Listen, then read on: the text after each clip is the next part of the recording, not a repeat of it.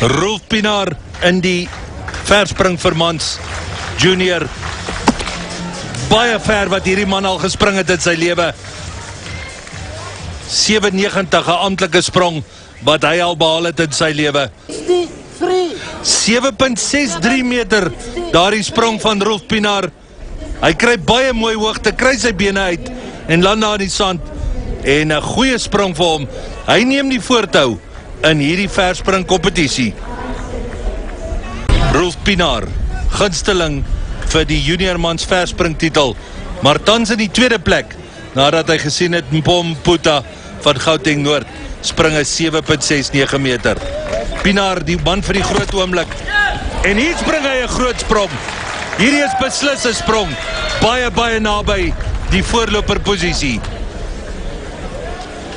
Kom baie mooi oor sy been, kry goeie hoogte, land aan die sand. 7,79 meter, en Rolf Pienaar neem die voortou in hierdie verspring kompetisie. Hy is 'n groot kampioen. Mpom Puta, die silwer posisie in hierdie junior mans verspring. Hierdie keer trap hy op die plank, en hier is 'n sprong van hier by 'n 7,70 meter, dink ek. Baie mooi wat hy op die plank trap daar, so 3-4 centimeter wat hy mors, en kry weer daai bekende hoogte, kry sy bene uit, en Mpom Puta spring baie goed ver.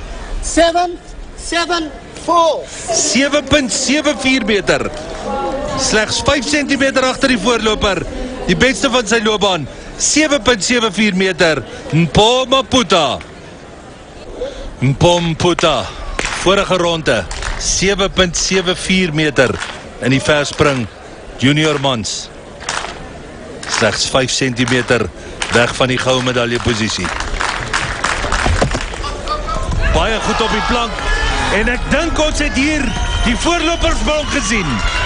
Hierdie is 'n sprong van oor die 87, as ek daarop kyk, en ek dink baie beslis Mpom Puta gaan hierop kyk. Hierdie sprong, ons kyk na die afstand daar. Hierdie man is baie tevrede met hierdie sprong. Kom ons luister. Net so 4 centimeter op die plank. Uit. 8 meter! Ek het hom heeltemal onderskat. 8,00 meter vir Mpom Puta. En hy het aan by 'n baie eksklusief klub van verspringers al oor die 8 meter gespring het. Dit maak hom die 3de beste verspringer van alle tye as 'n junior man. Rolf Pienaar het nou net gesien dat goue medalje verdwyn. Hy kan iets daaraan doen, verder as 8 meter te spring.